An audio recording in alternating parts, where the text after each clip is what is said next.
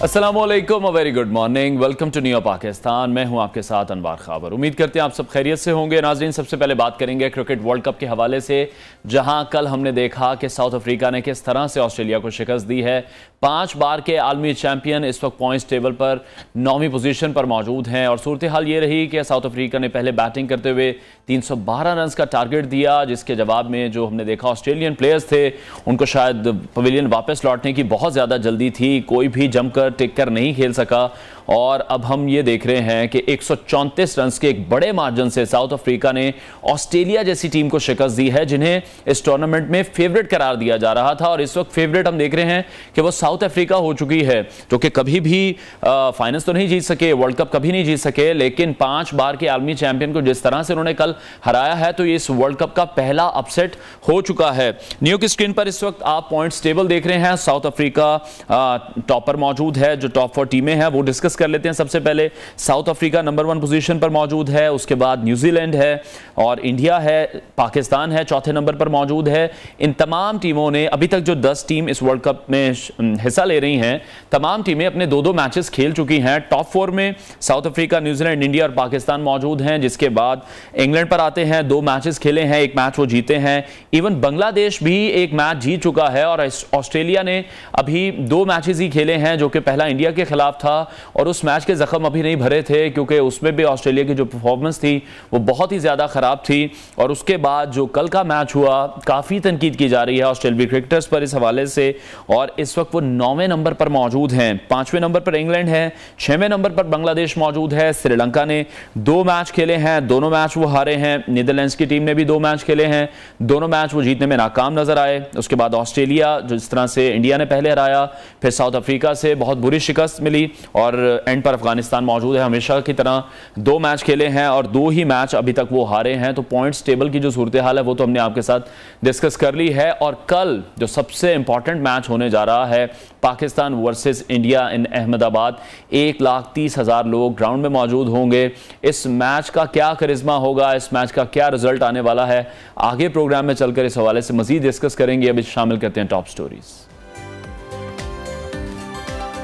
Police, किराए की police करार, रियासत करप्शन और स्मगलिंग में मुलविस। अलविदा लंदन, अब नवाज शरीफ जद्दा में, अगला स्टॉप इस्लामाबाद। इसराइल के दिफा में अमरीकी सदर को झूठ का सहारा।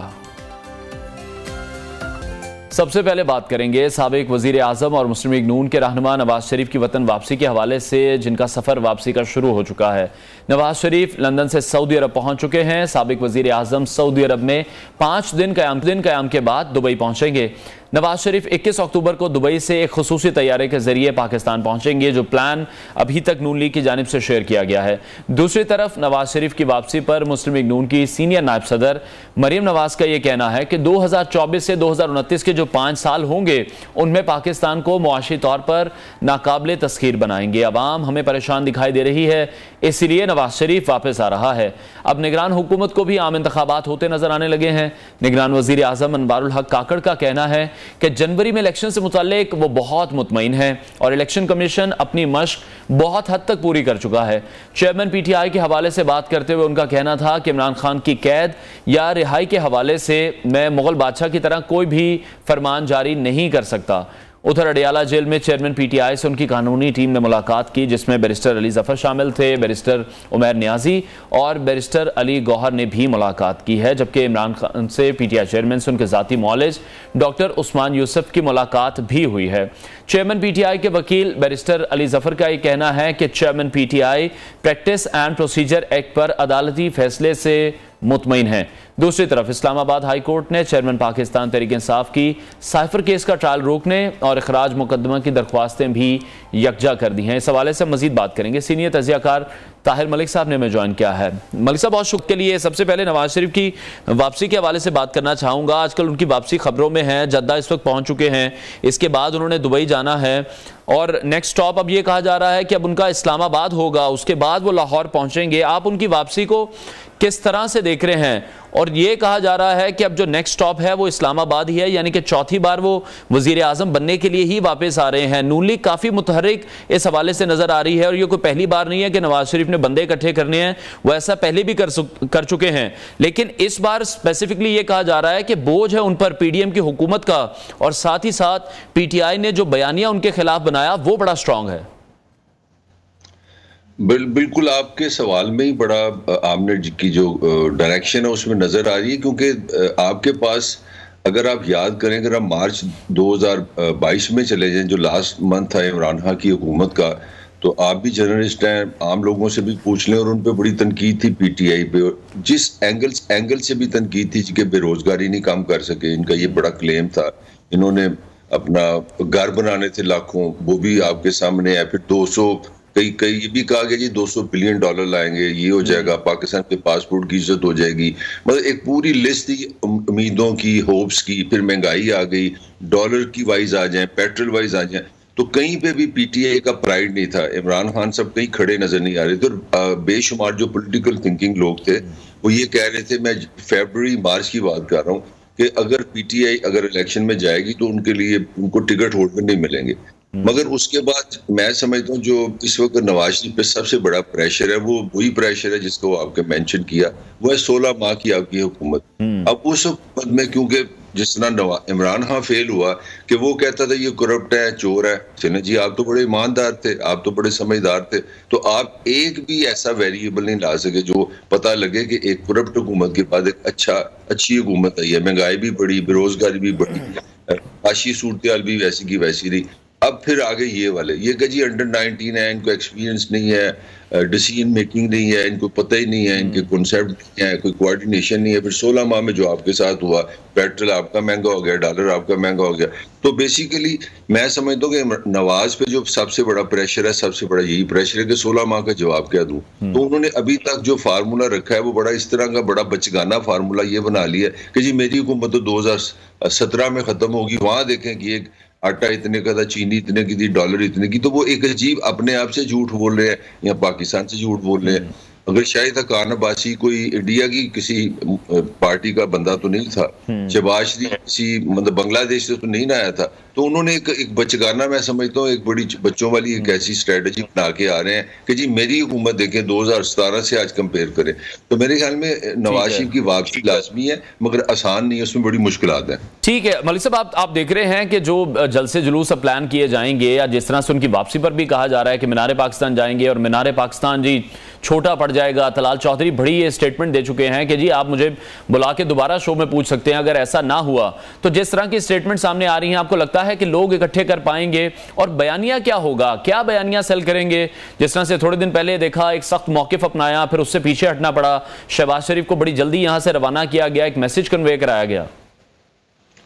अच्छा, जो पहले तो लोग जो बंदों की आप बात कर रहे हैं वो रिस्की है। अगर आप का वाकई जलसे में लोग नहीं आते और वो आजकल टेक्नोलॉजी है, ड्रोन है, अगर आपको पता लग जाए कि लोग इकट्ठे नहीं है तो फिर आपके लिए बहुत मुश्किलात बन जाएंगी नफसियाती तौर पे पार्टी। क्योंकि ये ऐसे ही है ना कि पार्टी सामने एक आर्गूमेंट रखा हुआ है जी कि असल कायद नहीं है हमारा, असल जो पॉपुलर बंदा है वो शहबाज शरीफ नहीं, वो नवाज शरीफ है। पार्टी क्योंकि नून है, नून से नवाज है, तो अगर आप बंदे नहीं लाते तो फिर तो आप समझ लें कि आप 100 में से 90 नंबर आपके वहीं पे खत्म हो गया। साइकोलॉजिकली वॉर आप हार गए।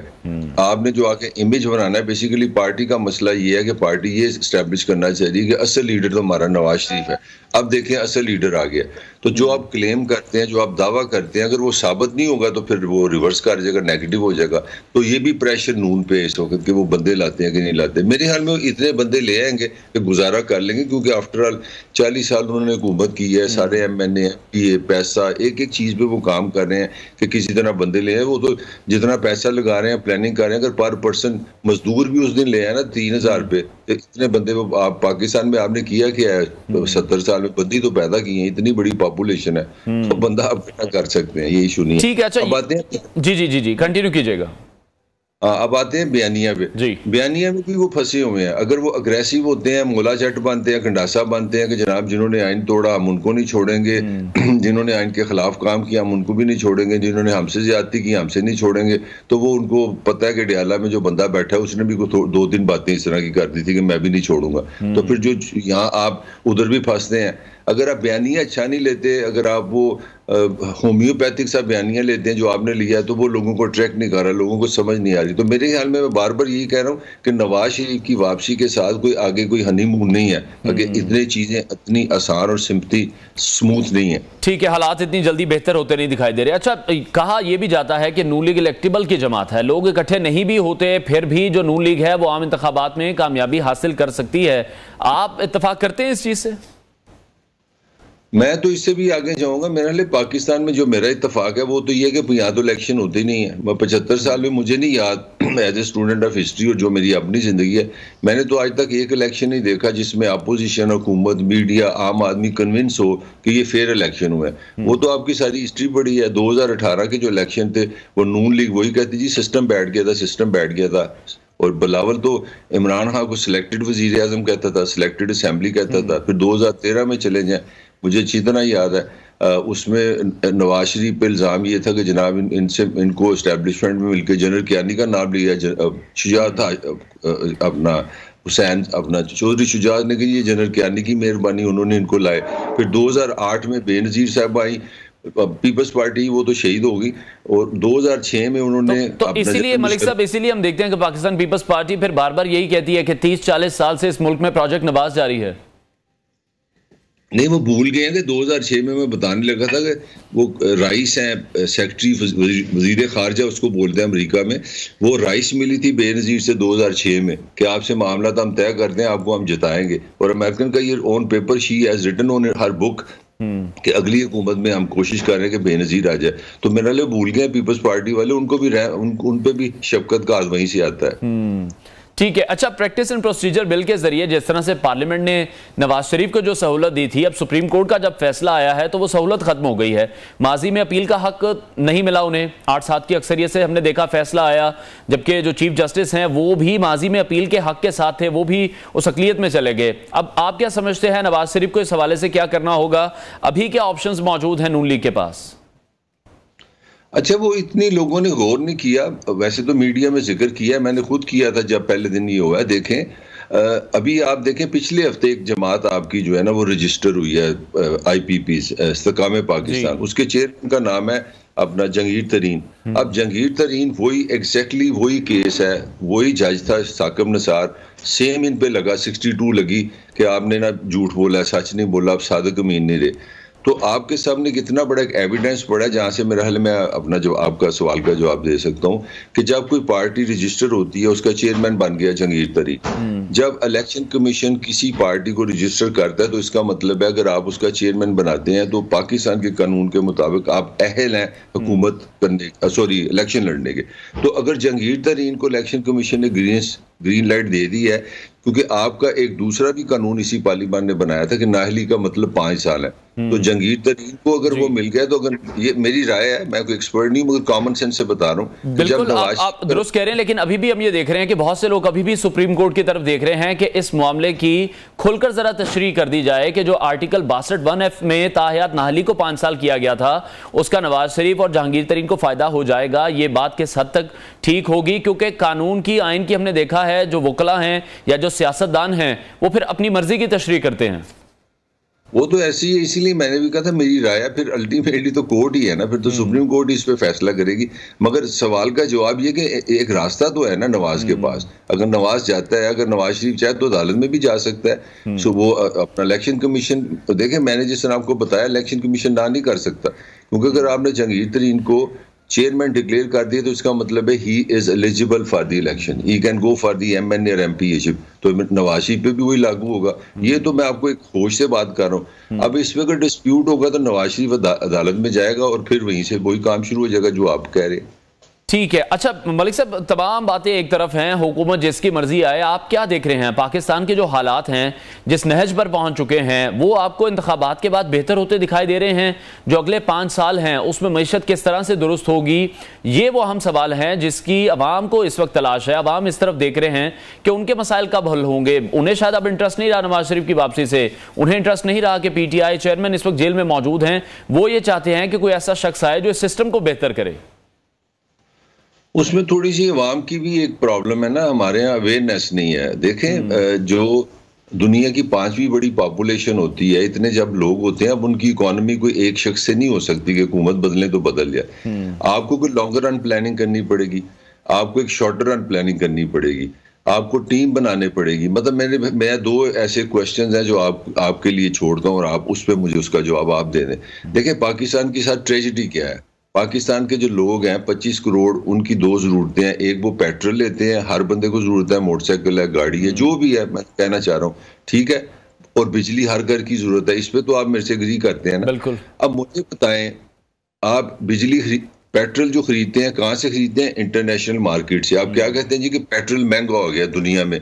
मतलब ये है कि हम पेट्रोल और पेट्रोल से हम बिजली बनाते हैं। तो ये दोनों चीजें हम किस में खरीदते हैं? डॉलर में खरीदते हैं। जो आम आदमी $1 बनाने के लिए $1, जो अमेरिका का $1, उसके लिए 300 गुना काम करता है। मतलब अगर मैंने अपने मुल्क में अगर एक चाय का कप लेना है ₹5 का, तो मैं ₹5 कमाऊंगा, मगर अमेरिका के ₹5 के लिए मुझे ₹1500 कमाने पड़ेंगे।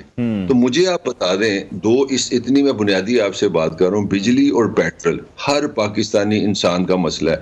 दुनिया की कौन सी इकोनॉमी है जहां पे रहने वाले लोग ₹1 कमाएं और जब वो चीज खरीदे तो 300 खर्चने जाए? मतलब आपने बिजली जो लेनी है वो डॉलर में खरीदनी है।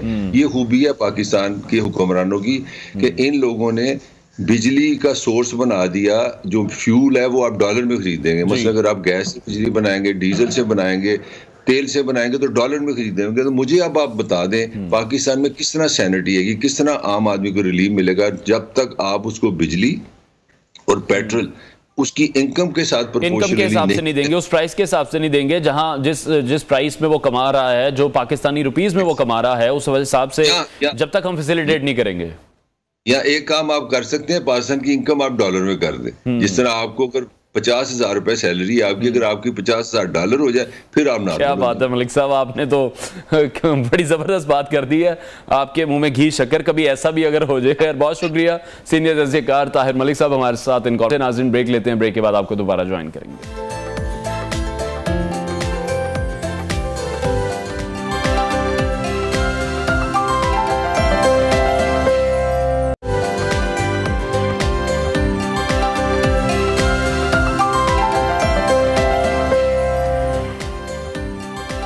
Welcome back. अब बात करेंगे गजा की सूरत हाल के हवाले से, जहां इसराइली जुल्म बर्बरियत का सिलसिला जारी है और इस वक्त इसराइली बमबारी से 1400 से ज़ायद फ़लस्तीनी शहीद हो चुके हैं और इसमें बहुत बड़ी तादाद बच्चों की बताई जा रही है। इसराइली बमबारी से ना ही अस्पताल महफूज हैं, ना ही पनाहगज़ीन कैंप, हर जगह इसराइली बारूद फेंका जा रहा है। दुनिया ने हैरत के साथ ये खबर सुनी कि इसराइल ने गजा के शहरियों को शहर खाली करने का कह दिया, तो जवाब में हमास ने अस्कलान के शहरियों को 2 घंटे में शहर छोड़ने का इंतबा जारी किया था, जिसके खात्मे पर 100 मिसाइलों से हमला किया गया। गजा की आबादी की नाकाबंदी करने और फॉस्फोरस बॉम्ब इस्तेमाल करने जैसे इंतहा को पहुंचे हुए गैर कानूनी इक़दामात के बावजूद भी हमास को कैदियों के तबादले पर मुज़ाकरात के लिए झुकाने में इसराइल की नाकामी दुनिया को बहुत कुछ समझा रही है। ताहम एक खबर यह भी है कि गजा पर मुसलसल फ़ज़ाई हमलों के जवाब में बेन गुरियन एयरपोर्ट पर फ़लस्तीनी मज़ाहमती तंजीमों ने हमले किए हैं और लबनानी सरहद पर सेहूनी ब्रिगेड कमांडर भी मारा गया है। सेक्रेटरी जनरल अक़वाम मुत्तहिदा एंटोनियो गुतेरेस का कहना है कि गजा में स्कूलों, अस्पतालों और अक़वाम मुत्तहिदा मराकज़ को निशाना ना बनाया जाए। उन्होंने जारी किए गए बयान में गजा को फौरी तौर पर पानी, खुराक और फ्यूल की सप्लाई के लिए रास्ता देने का मुतालबा भी किया है। सेक्रेटरी अक़वाम मुत्तहिदा ने बताया है कि मिस्र ने गजा के पनाहगज़ीनों को महफूज राहदारी फराहम करने से भी इनकार कर दिया है। गजा में जंगबंदी के लिए आलमी सतह पर कोशिशें भी तेज़ कर दी गई हैं, जहां इसराइल और फ़लस्तीन तनाज़े पर अक़वाम मुत्तहिदा की सलामती काउंसिल का इजलास कल शुरू हुआ।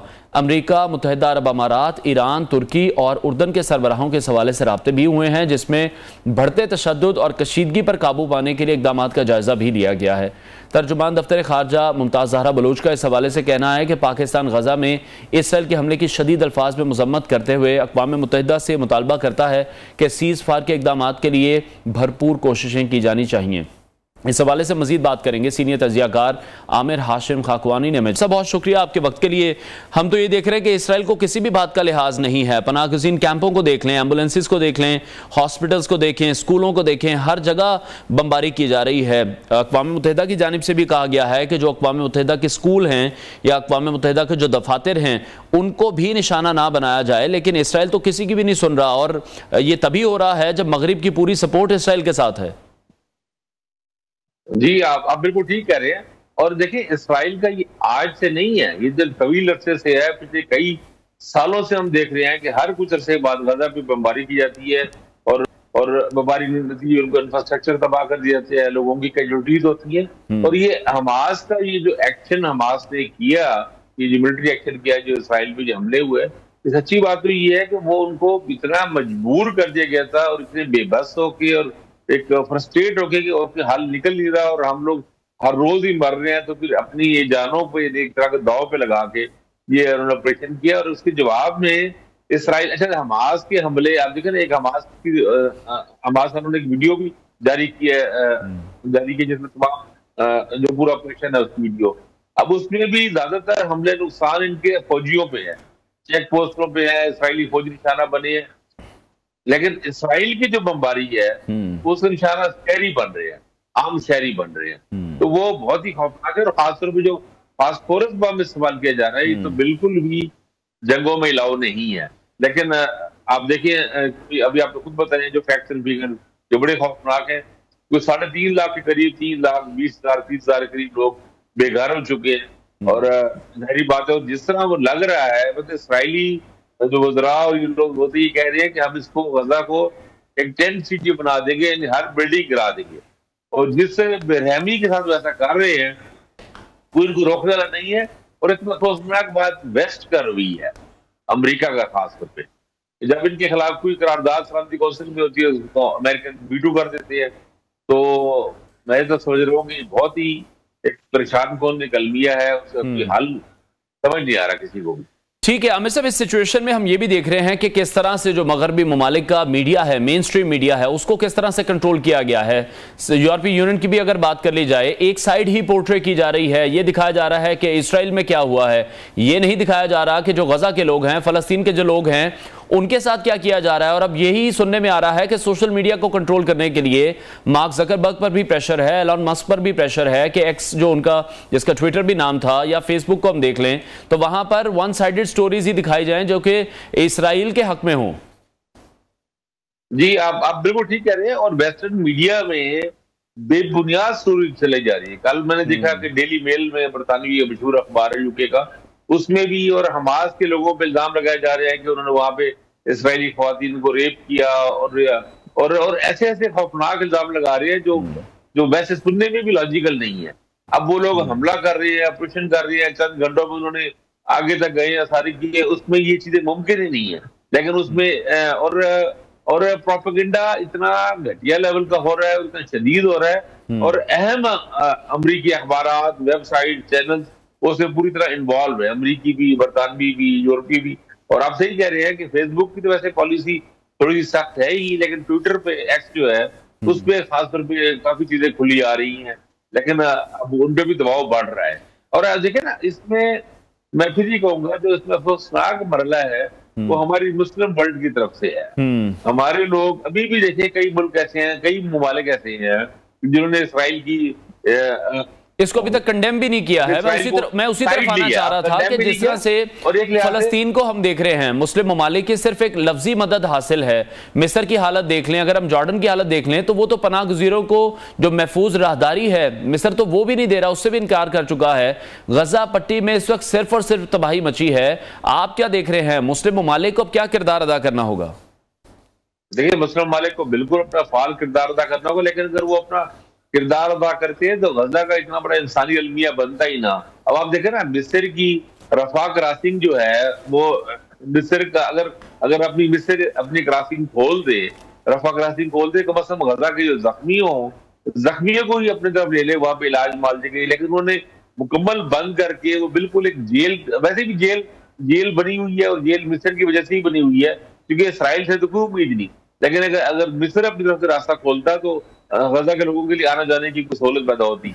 तो अब ये ब्लॉकेज बहुत शदीद होता जा रहा है। अब होना ये चाहिए जिस तरह पाकिस्तान ने मुतालबा किया, ठीक मुतालबा है, सीज फायर की कोशिश होनी चाहिए। सबसे पहला काम तो ये होना चाहिए, जिस तरह अक़वाम मुत्तहिदा के सेक्रेटरी जनरल ने अपील की है कि गजा के लोगों को उनको खुराक को, उनको फ्यूल और बिजली खास तौर पे ये उनको सहूलत मिलनी चाहिए ताकि लोग सर्वाइव तो कर पाए ना। लेकिन आमिर साहब, आप क्या देख रहे हैं कि जिस तरह से मुतालबा किया जा रहा है सीज फायर किया जाए, ये जिस तरह से बातचीत हो रही है, सलामती काउंसिल का इजलास हो रहा है, तब तक तो बहुत देर हो चुकी होगी, गजा तबाह हो चुका होगा, जो वहां पर शहरी हैं वो अपनी जान से हाथ धो बैठे होंगे, अभी तक कितने बच्चे अपनी जान से जा चुके हैं। इसी तनाजुर में सऊदी अरब के जो प्रिंस हैं मोहम्मद बिन सलमान, उनकी गुफ्तगू भी हुई है, ईरानी सदर से टेलीफोनिक रब्ता हुआ है, लेकिन जो एक सख्त स्टेटमेंट थी वो कतर की अमीर की थी इस हवाले से कि हम गैस की सप्लाई पूरी दुनिया को बंद कर देंगे अगर इसराइल ने ये हमला जो किया गया है इसको ना रोका। तो इस तरह की स्टेटमेंट्स तो आनी चाहिए तमाम मुस्लिम ममालिक की जानिब से। OIC की तरफ हम बार बार देखते हैं, लेकिन ऐसा कोई एलामिया अभी तक जारी नहीं किया गया।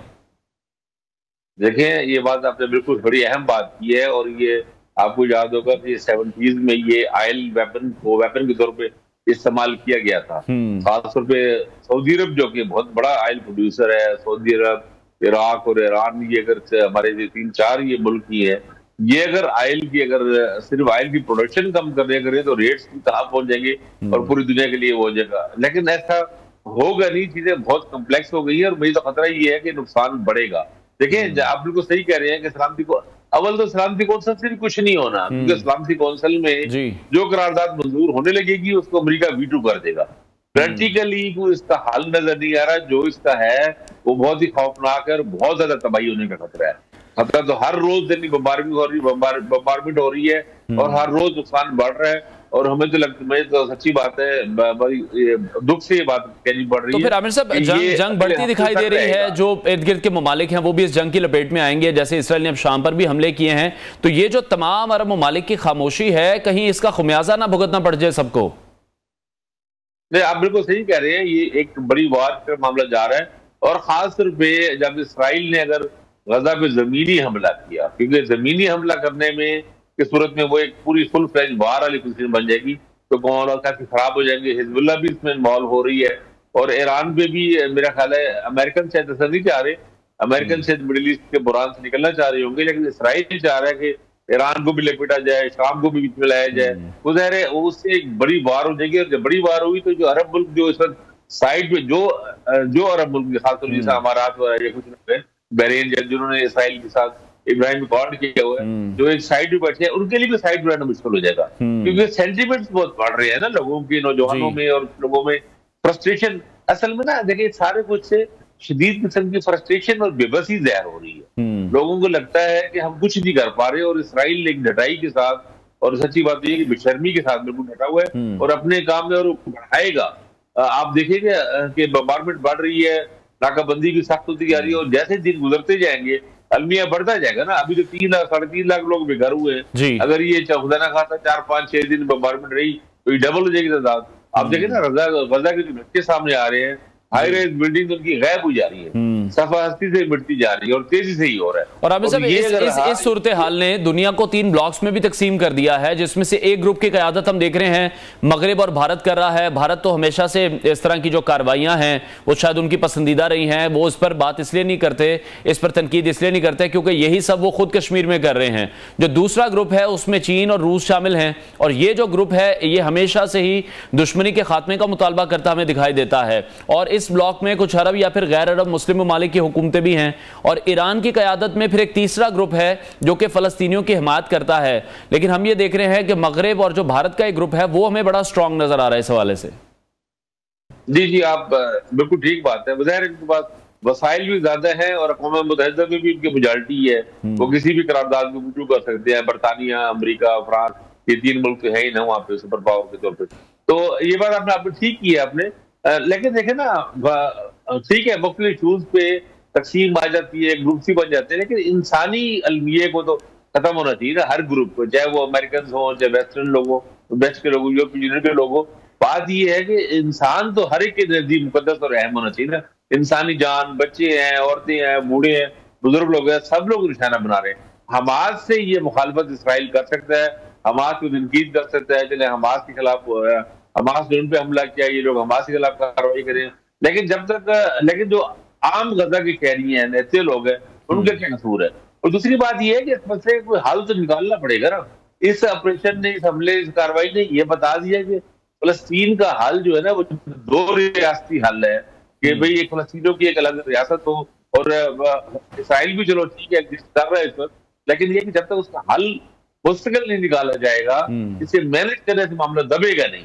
यानी आप देखें ना, पिछले कई सालों से दबाने की कोशिश हो रही थी ना, और हर मुल्क इसराइल को स्क्रीन कर रहा था, लग रहा था इशू खत्म हो रहा है, लेकिन इशू ऐसे खत्म लेकिन आमिर साहब, जिस तरह से हम देख रहे हैं फलस्तीन पर दहाइयां गुजर चुकी हैं, किस तरह से मजालिम ढाए जा रहे हैं, फलस्तीनी हमें जिस तरह से रिस्पॉन्ड करते दिखाई दे रहे हैं, वो अपने हक के आज़ादी के लिए बात कर रहे हैं, और वो खुलकर बात करते भी दिखाई दे रहे हैं। जिस तरह से हमास ने अब ये हमला किया, और सब जानते हैं क्यों ये हमला किया गया, अपने मुतालबात के लिए, मनवाने के लिए किया गया है। शॉर्ट आंसर इस पर आपका चाहूंगा कि जो इर्द गिर्द के मुमालिक हैं, ऐसा लग रहा है कि उन पर कोई काबिज है, वो तो बात भी नहीं कर पा रहे इस इशू पर। बिल्कुल सही बात है। असल में 73 की जो अरब इसराइल वार थी, उसके बाद अरब मुल्क जो है ना वो एक शिकस्त खुर्दगी की ऐसी कैफियत में चले गए हैं कि उससे अभी तक निकल ही नहीं पा रहे। और उसमें उसके बाद कितने बहरान आए, लबनान का भी बहरान आया, और जगहों पे कितने आए। लेकिन आप देखें ना लोगों में, और सबसे बड़ी बात है कि मुस्लिम उम्मा में एक यूनिटी का तासुर नहीं है। एक जमाने में OIC की अहमियत थी, उसकी एक स्टैंडिंग थी, वो भी अब बिल्कुल खत्म हो गई है। OIC अब देखिए बिल्कुल फाल नहीं है, उसका इजलास होता भी, मुस्लिम उम्मा हमें मुत्तहिद नहीं दिखाई दे रही, इसलिए इसराइल और जो मगरबी कुव्वतें हैं वो इस वक्त मजालिम ढाने में मसरूफ नजर दिखाई दे। शुक्रिया सीनियर तजियाकार आमिर हाशिम खाकवानी हमारे साथ इन कॉन्वर्सेशन थे। ब्रेक लेते हैं, ब्रेक के बाद आपको दोबारा ज्वाइन करेंगे।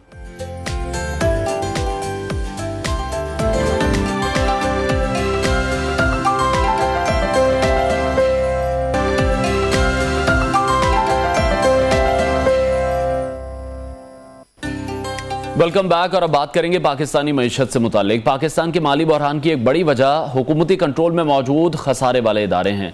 इनमें पाकिस्तान रेलवे है, PIA है, नेशनल हाईवे अथॉरिटी है, पाकिस्तान स्टील मिल और बिजली बनाने वाली कंपनी सर फहरिस्त हैं।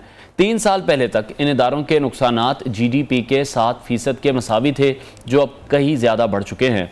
IMF ने फिस्कल मॉनिटर रिपोर्ट 2023 भी जारी की है। IMF की रिपोर्ट में खसारा GDP के 6.5% के बजाय 7.6% रहने की पेशगोई की गई है। और इस साल पाकिस्तान का जो माली खसारा है वो हदफ से 1137 अरब ज़्यादा होने का तखमीना भी लगाया गया है। इंटरबैंक में रुपए के मुकाबले में डॉलर की कदर में कमी का सिलसिला जारी है, जो कि एक बहुत अच्छी चीज़ है। स्टेट बैंक ऑफ पाकिस्तान के मुताबिक आज इंटरबैंक तबादले में कारोबार के अख्ताम पर डॉलर का जो भाव है वो 279 रुपये 51 पैसे है। इंटरबैंक में आज डॉलर का भाव 1 रुपया कम भी हुआ है, जबकि रवां कारोबारी हफ्ते के 3 दिनों में डॉलर 3 रुपये 18 पैसे कम हुआ है। हमने देखा जब से क्रैकडाउन का सिलसिला शुरू किया गया है, उन ग्रे मार्केट्स और ब्लैक मार्केट्स को ख़त्म करने की कोशिशें की जा रही हैं, आए रोज़ कार्रवाइयाँ की जा रही हैं, छापे मारे जा रहे हैं, और वो तमाम लोग जो कि इस गैर कानूनी काम में मुलव्विस थे उनको पकड़ा जा रहा है, उनके खिलाफ सख्त एक्शन लिया जा रहा है। इस हवाले से मज़ीद बात करेंगे। माहिर मईशत डॉक्टर खाकान नजीब ने हमें ज्वाइन किया है। डॉक्टर साहब बहुत शुक्रिया आपके वक्त। सबसे पहले वही बात करना चाहूँगा जो मैंने शुरू में की कि जितने भी हमारे हुकूमती इदारे हैं वहाँ पर हम नाहली देखते हैं, करप्शन देखते हैं, जिसकी वजह से वो तमाम इदारे जिन्होंने इस मुल्क को पांव पर खड़ा करना था, वही तमाम इदारे इस वक्त इस तरह के लॉस में हैं जिसको किसी भी तरह से कोई भी हुकूमत कंट्रोल नहीं कर पा रही। तो अब जो निजकारी का अमल है, आप समझते हैं कि अब तो फिर बिल्कुल जरूरी हो चुका है? देखिए, पाकिस्तान ने बहुत अरसे से अपना जो फुटप्रिंट है गवर्नमेंट का वो एक्सपैंड किया है, और एक्सपैंड इस तरह नहीं किया कि वो हेल्थ और एजुकेशन में एक्सपैंड किया हो। उन्होंने ये फुटप्रिंट जो है एक्सपैंड किया into commercial areas as well. आप एविएशन देखें, आप एनर्जी सेक्टर देखें, रेलवेज का आपने जिक्र किया, इतनी जगह हैं, पेट्रोकेमिकल्स देखें। पाकिस्तान का जो फुटप्रिंट है गवर्नमेंट का वो बहुत एनहांस्ड है, वो बहुत ज्यादा है। इसकी वजह से पाकिस्तान के पास वो मशीनरी तो है नहीं जो हम कमर्शियल एंटिटीज को रन कर सकें। Commercial entities, energy sector, aviation बहुत बड़े नुकसान में है। अगर आप जाके इनका हुजम ही देखें तो आप परेशान हो जाएंगे।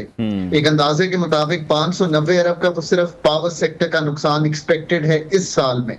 इनके जो सर्कुलर डेट्स खड़े हुए हैं वो 5400 अरब के सिर्फ एनर्जी सेक्टर में है। PIA 725 अरब रुपए के नुकसान में है। सर्विस डिलीवरी एफिशिएंसी अपने मसाइल आपको सब प्रेजेंट करती है। अगर इस सारे तनाजुर में आप जायजा लें पाकिस्तान की मईशत का, तो आपको ये अंदाजा होगा कि कुछ काम सरकार को नहीं करने चाहिए। कमर्शियल एंटिटी रन करना सरकार का नहीं है और सरकार को ये काम नहीं करना चाहिए। सरकार को एजुकेशन हेल्थ जरूर करना चाहिए, मे बी उसके पैसे देने चाहिए, उसको भी डायरेक्टली रन नहीं करना चाहिए। बट जहां तक डिफेंस, फॉरेन अफेयर्स, बजटिंग, ये काम सरकार के करने के हैं। पॉलिसी बनाना सरकार का काम है। सो इस तनाजुर में, और जब भी हमने ये कोशिश की कि डाइवेस्ट कर सकें, प्राइवेटाइज कर सकें, हमने एक तो कभी कैपेबिलिटी ही नहीं बिल्ड की कि हम वाकई ही इन अदारों को प्राइवेटाइज कर सकें। ये सबसे ज्यादा इंपॉर्टेंट पॉइंट है ना। हम हर दफा पॉलिटिकल विल को बड़ी आसानी से ब्लेम कर देते हैं कि जी पॉलिटिकल विल नहीं थी ये काम करने की। ये बात हो सकता है दुरुस्त हो, but technical capability to undertake complex privatisations, और प्राइवेटाइजेशन का सिर्फ मतलब ये नहीं होता कि आप जाके अदारे बेच दें। That is not privatisation. मेरा ख्याल है ये भी पाकिस्तान में लोग समझ नहीं सकते। प्राइवेटाइजेशन करने के कई तरीके हैं। प्राइवेटाइजेशन जो है वो डाइवेस्टमेंट ऑफ शेयर से भी हो सकती है, आप स्टॉक मार्केट पे बेच सकते हैं। बहुत से इदारे हमारे ऐसे हैं, मैं नाम भी लूंगा, स्टील मिल के हवाले से या PIA के हवाले से कहा जाता है कि अब उनका निजकारी का अमल भी नहीं हो सकता और उन्हें चलाया जाना भी नामुमकिन ही है। आई थिंक स्टील मिल जो है उसकी तो बड़ी वजह यह है कि ना जमीन उनके नाम पे है, जमीन उनको स्पेशल पर्पस के लिए दी गई थी। जो इस वक्त उन पे लाइबिलिटीज हैं वो 200-250 अरब की हैं। जो मशीनरी है वो बहुत पुरानी है, बहुत बड़ी इन्वेस्टमेंट चाहिए, और शायद फॉरेन इंटरेस्ट जो उसमें आया था पहले, शायद 3-4 पार्टीज ने इंटरेस्ट शो किया था, अब वो पार्टीज भी शायद विड्रॉ कर गई हैं। सो ऑब्वियसली अगर करना भी है तो इसको क्लीन अप करके एक नया प्रोसेस शुरू करना पड़ेगा। हर इदारे में बहुत बड़ा पहले फाइनेंशियल रिस्ट्रक्चरिंग होगी, ह्यूमन रिस्ट्रक्चरिंग होगी, उसकी जो सब्सिडरीज है वो अलहदा होंगी। ये एक पहले अमल है जो प्राइवेटाइजेशन कमीशन को करना है, चाहे वो FA के थ्रू, फाइनेंशियल एडवाइजर के थ्रू करें, चाहे खुद करें, और बहुत एम्पावर्ड है। लेकिन डॉक्टर साहब, रिस्ट्रक्चरिंग करने के अगर हम काबिल होते तो फिर तो शायद हम उन इदारों को हम रन भी कर लेते। ये बात आपकी बहुत दुरुस्त है, पर प्राइवेटाइजेशन करने के लिए भी आपको कुछ जो जैसे कहेंगे क्लीन अप अदारों की, उनकी जो मतलब इतनी बड़ी डेट और लाइबिलिटीज खड़ी हैं उनको साफ करना, और उनकी क्या इंट्रिंसिक वैल्यू निकलती है वो इन्वेस्टर को दिखाई दे, और फिर आगे कैसे चलना है उनके साथ। सो ये सारी चीजें जो है ये तो करनी पड़ेंगी, ये इतना आसान नहीं होगा। इसीलिए पिछले कई सालों से आप देख रहे हैं कि प्राइवेटाइजेशन ऑलमोस्ट एक जिसे कहेंगे तातुल का शिकार है। ठीक है डॉक्टर साहब, वक्त की जरा कमी है, एक लास्ट कमेंट चाहूंगा, क्विक कमेंट के डॉलर रेट जिस तरह से कम हो रहा है, आपको लगता है कि 250 तक आएगा और पाकिस्तानी मईशत जो है इसको बेहतर असरात मिलेंगे डॉलर के कम होने से? देखिए, याद रखिए कि डॉलर के रेट पे कोई भी स्मार्ट पॉलिसी मेकर जो है वो कमेंट नहीं करता, पर डायरेक्शनली अगर आपने अपने रुपए को मुस्तहकम करना है तो शॉर्ट रन में आपने इंश्योर करना है कि ये एडमिनिस्ट्रेटिव मेजर्स जो हैं ये ऑनगोइंग रहें, पाकिस्तान के पॉलिसी मेजर्स साथ लें। इसका मतलब है जो डॉलर्स आने हैं उनको इंश्योर करें और फिर पाकिस्तान के स्ट्रक्चरल काम करें, तो आपको अपने रुपए को वैसे ही इस्तेहकाम। बहुत शुक्रिया माहिर मईशत डॉक्टर खाकान नजीब, हमारा कन्वर्सेशन थे। नाजरीन, ब्रेक लेते हैं, हेडलाइंस के बाद आपको दोबारा ज्वाइन करेंगे, साथ रहिए।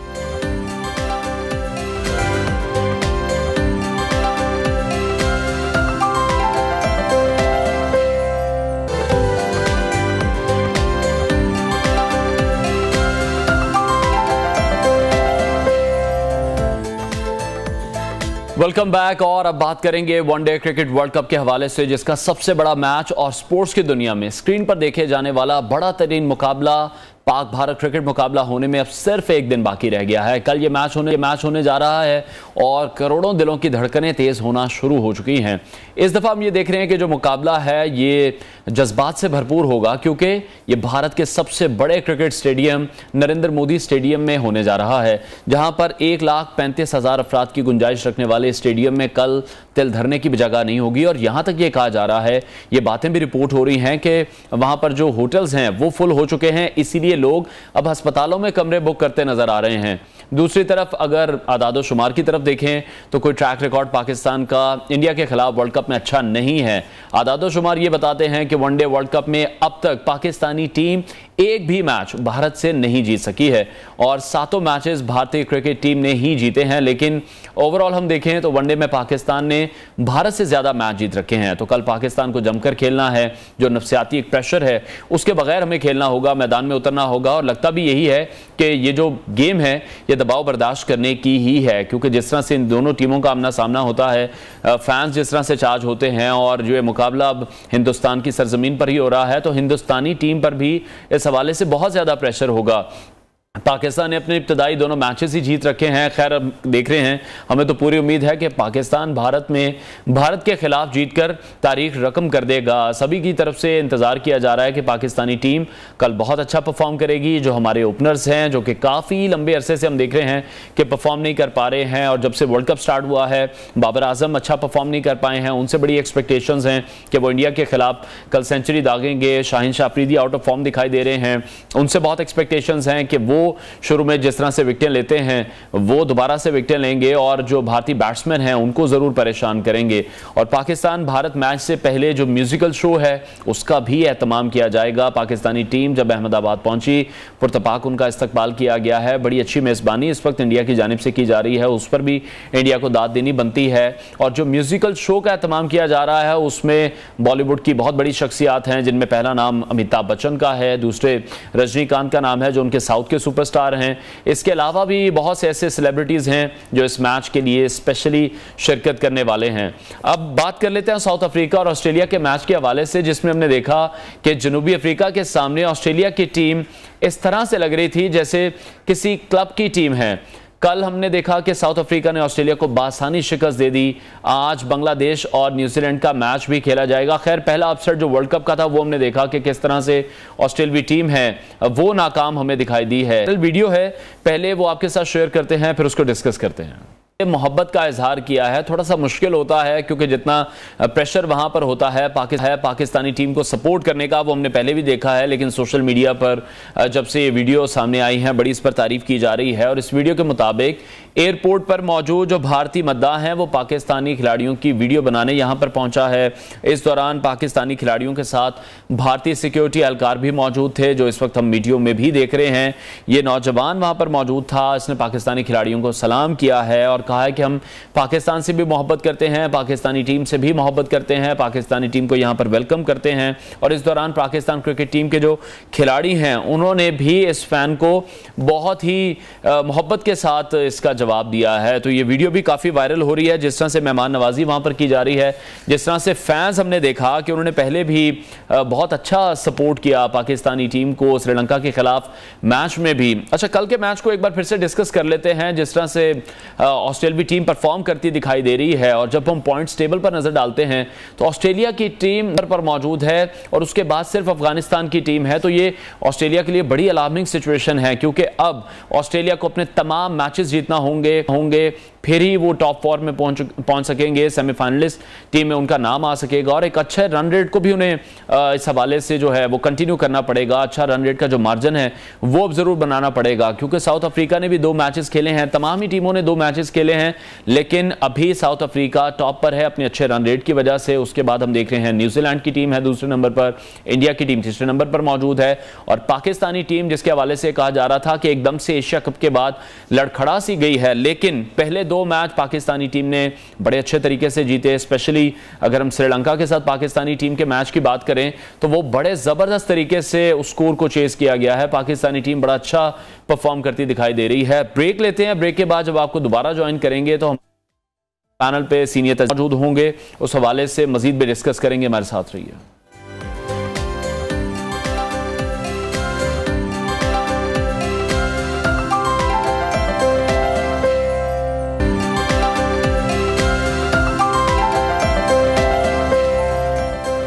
Welcome back. एक बार फिर से बात करेंगे पाक भारत क्रिकेट मैच के हवाले से। भारत से सीनियर सहाफ़ी सिमरन कौर ने हमें ज्वाइन किया है, उनसे इस हवाले से मजीद बात करेंगे। सिमरन, बहुत शुक्रिया आपके वक्त के लिए। कल बहुत बड़ा मैच होने जा रहा है, दोनों तरफ से जो फैंस हैं वो इस मैच का इंतजार कर रहे थे, पूरी दुनिया इस मैच का इंतजार कर रही होती है। हम देखते हैं कि बहुत ज्यादा क्रेज है पाकिस्तान में भी क्रिकेट का, इंडिया में भी। वहां पर आप किस तरह का क्रेज देख रही हैं अभी?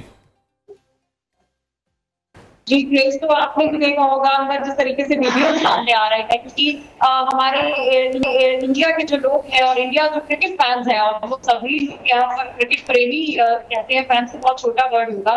और जिस तरीके से जब पाकिस्तानी टीम इंडिया आई थी तभी हम लोगों ने क्रेज देखा था कि जो वीडियो वायरल हो रही थी, किस तरह से स्वागत किया गया था पाकिस्तानी क्रिकेट टीम का, और लोग बहुत ज्यादा क्रेज थे। पाकिस्तानी टीम भारत आई थी और अलग ही क्रेज था इंडिया पाकिस्तानी मैच। और अब जब जी सिमरन, आप हमें सुन पा रही हैं? मैच को मनाया जा रहा है, ज्यादा एक्साइटेड है। अलग अलग रंग बिरंगे टी शर्ट मार्केट में अवेलेबल है, वो पहन कर अपनी अपनी टीम को सपोर्ट कर रहे हैं। और ऐसी बात नहीं है कि जैसे पाकिस्तानी टीम है, पाकिस्तानी टीम में बहुत सारे धांसू प्लेयर्स हैं जिनके इंडिया में बहुत सारे फैंस हैं, तो वो फैंस अपने फेवरेट प्लेयर को सपोर्ट करने के लिए भी वेट कर रहे हैं कि कभी मैच स्टार्ट होगा और कब वो एक्साइटमेंट जो है, वो रोमांच जो है फिर से क्रिकेट प्रेमियों को देखने को मिलेगी। क्योंकि आपने सही कहा कि एक त्योहार की तरह मनाया जाता है इंडिया और पाकिस्तान का मैच। और आपको भी पता होगा 15 तारीख निर्धारित की गई थी इस मैच की, लेकिन हमारा एक फेस्टिवल स्टार्ट हो रहा है 15 तारीख को, तो लोग वहां मसरूफ होंगे, सिक्योरिटी रीजन होंगे, इस वजह से इस मैच की जो डेट है प्रीपोन की गई ताकि लोग बिल्कुल शांत मन से फ्री माइंड होकर इस मैच को एंजॉय कर सके। तो इसलिए अब 14 तारीख को ये मैच होने जा रहा है। हालांकि मौसम का हाल भी थोड़ा सा ऐसा है क्योंकि कल तक हम लोग देख रहे थे मौसम बिल्कुल साफ था, और जो फोरकास्ट है अहमदाबाद में ये मैच होने वाला है, तो अहमदाबाद का फोरकास्ट जो है वो बिल्कुल क्लियर आ रहा था, सनी डे आ रहा था। लेकिन आज मैं दिल्ली में मौजूद हूँ, थोड़े से बादल मुझे नजर आ रहे हैं, तो wish for the best, hopefully मौसम खराब ना हो और ये मैच इतना ये हम बिल्कुल भी नहीं चाहेंगे कि पाकिस्तान और इंडिया के मैच में किसी भी तरह से मौसम जो है वो मुदाखलत करे, बारिश हो, क्योंकि सभी ये मैच देखना चाहते हैं। अच्छा, जिस तरह हमारे यहाँ हम देखते हैं चौका चौराहों में स्क्रीन्स लगती हैं, या जो दोस्त यार हैं किसी जगह इकट्ठे होकर मैच देखते हैं, प्रॉपर प्लानिंग की जाती है। इंडिया में भी ऐसा ही माहौल होता है, क्योंकि यही हम सुन रहे हैं कि वहां पर ऐसा ही माहौल है। जो मेन स्ट्रीट मार्केट्स है वहां पर स्क्रीन लग चुकी है, और जो मॉल है, मॉल्स में तो हमेशा स्क्रीन लगी हुई रहती है, खासतौर पे जो मौका इंडिया पाकिस्तान के मैचेस का हो। और स्क्रीन तो लग रही है, तैयारियां भी होगी, लोगों ने अपने प्लान कैंसिल कर दिए हैं। 14 तारीख को अगर किसी का कोई भी प्लान अपने फ्रेंड्स के साथ था या फैमिली के साथ था या किसी का ऑफिस भी था, तो उन लोगों ने ऑफिस भी अपने कैंसिल कर दिया ताकि वो आराम से बैठ के अपने फ्रेंड्स के साथ या फैमिली के साथ मैच एंजॉय कर सके। और ये तो बात रही मार्केट के अंदर, मैं बता दूं आपको कि इस तरीके से हम लोग ऑफिस जाते हैं, हमारे ऑफिस के स्क्रीन पर भी दिन भर वही मैच चलेगा, और इसके लिए हम लोग बहुत ज्यादा क्रेजी अपनी अपनी तैयारी करती है। वो तिरंगे को बनाते हैं, अपने फेसेस में टैटूज बनाते हैं, पाकिस्तान का झंडा है या भारत का झंडा है, सारे फैंस प्रॉपर तैयार हैं और एक्साइटमेंट से वेट कर रहे हैं। लेकिन मैं यही चाहती हूँ कि ये जो मैच है बहुत ज्यादा एक्साइटिंग रहे और दोनों टीम्स में बराबरी की टक्कर हो, ताकि रोमांच जो है वो एंड तक बना रहे, कौन जीत रहा है कौन हार रहा है, और वो सारी चीज पूरी मजेदार है। ठीक है, तो सिमरन, आप किस पाकिस्तानी प्लेयर की फैन हैं, और आपको किस पाकिस्तानी प्लेयर से खतरा है कि वो इंडिया के खिलाफ बड़ा अच्छा परफॉर्म कर सकता है? जिस तरह मैं विराट कोहली का बड़ा फैन हूं।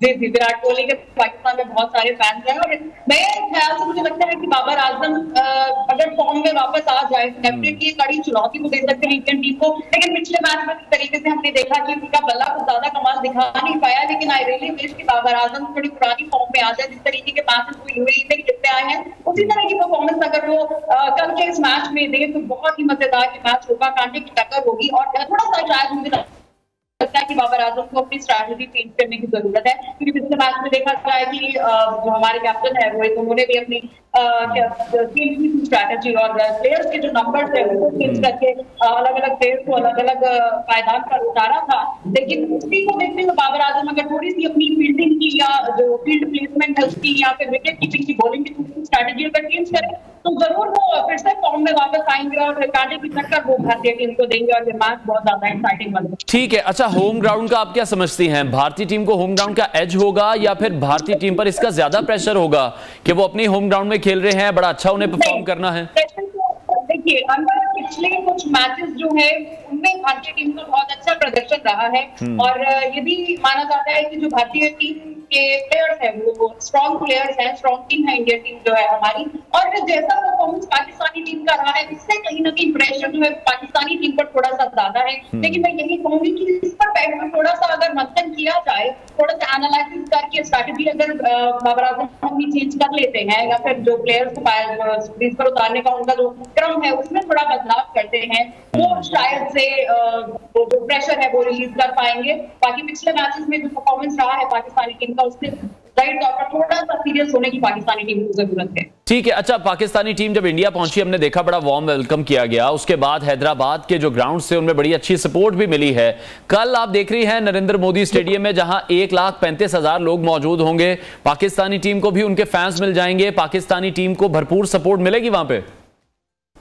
बिल्कुल मिलेगी, क्योंकि जिस तरीके से हमने देखा कि कोहली और नवीन ने जो आपस में भरत मिलाप जिसको कहते हैं हम लोग, जो गले मिले थे आपस में और हेडलाइन बन गई थी अचानक से, तो साफ तौर होता है कि जो हमारे प्लेयर्स हैं वो बहुत पॉजिटिव एटीट्यूड रखते हैं और एक स्पोर्ट्समैन स्पिरिट रखते हैं। तो जाहिर तौर पर देखिए पाकिस्तान टीम में भी अच्छे प्लेयर्स हैं जिनके फैंस इंडिया में भी मौजूद है, तो डेफिनेटली मुझे लगता है कि बहुत बड़ा स्टेडियम है।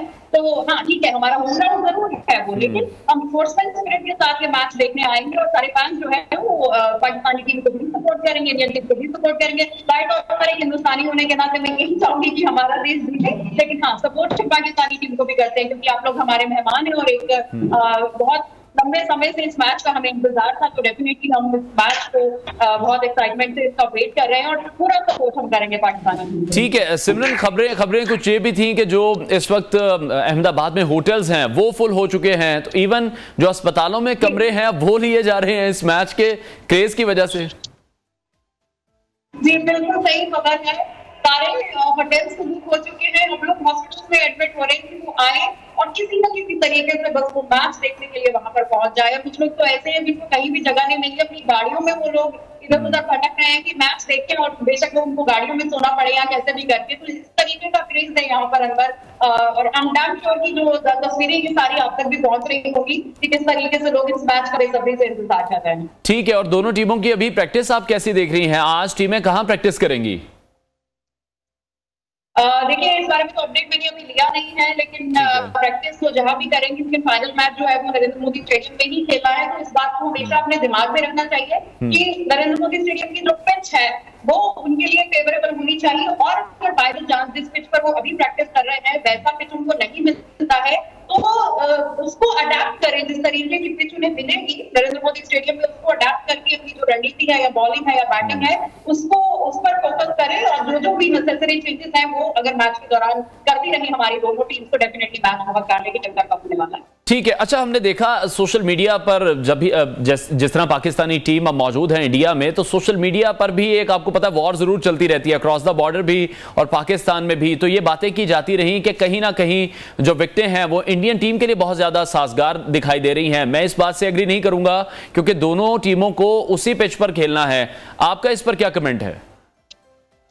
जी बिल्कुल, दोनों टीमों को उसी पिच पर खेलना है और ये भी देखिए बहुत डिपेंड करता है इस पर अंदर कि टॉस कौन जीतता है और जो टॉस जीतेगा डेफिनेटली उसके लिए जो प्रैक्टिस है या पिच जो फेवरेबल है या नहीं है उनको पहले पता चल जाएगा और दूसरी टीम के लिए कहीं ना कहीं ये प्रिविलेज होता है कि उनको बॉलिंग करते हुए पता चल जाता है कि पिच कैसी है, हमें अगली बार जब हमारी बैटिंग की बारी आएगी तो हमें कैसे खेलना है।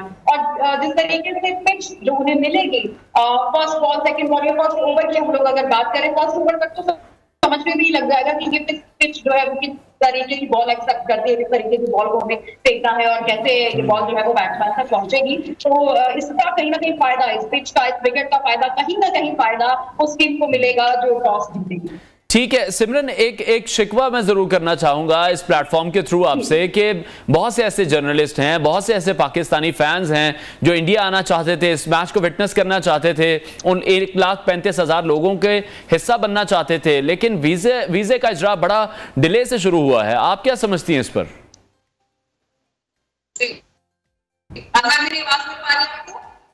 मैं वीजे के हवाले से आपसे सवाल करना चाह रहा था कि बहुत से ऐसे पाकिस्तानी फैंस हैं, जर्नलिस्ट हैं जिनको वीजा बड़ी ताखीर से मिला है और अभी भी एक डिलेइंग प्रोसेस हम देख रहे हैं उसमें। ये एक शिकवा इस प्लेटफॉर्म के थ्रू मैं आपसे कर रहा हूं, आपका इस पर क्या कमेंट है?